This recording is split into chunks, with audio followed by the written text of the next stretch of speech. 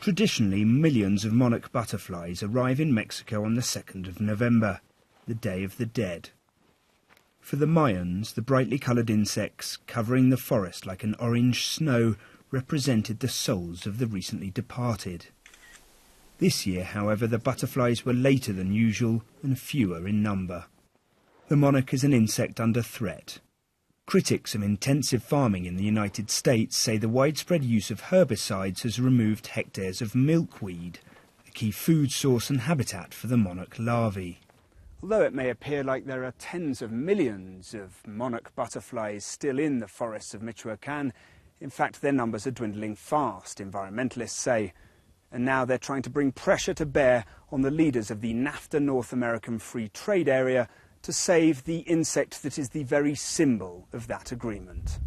The actual situation of the low numbers of monarchs overwintering here in Mexico is like a new situation for all North American governments and people, because the people in the States and Canada are very involved with the conservation of the monarchs too, the same like in Mexico. Yeah.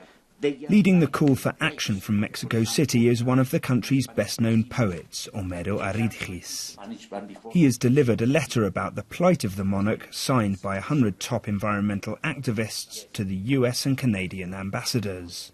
He says the significance of the butterfly goes beyond the mere aesthetic. It's also an economy, because there are many peasants and people in the villages who have a living for the ecotourism. Every winter, that thousands of people come every day to watch the miracle of the monarch butterflies. As long as the monarchs still migrate to Mexico, they'll attract tourists too. But at nature reserves like El Rosario, people like Doña Castro are finding it harder to make a living. As the number of insects drops, so does the number of people coming to see them, she tells me.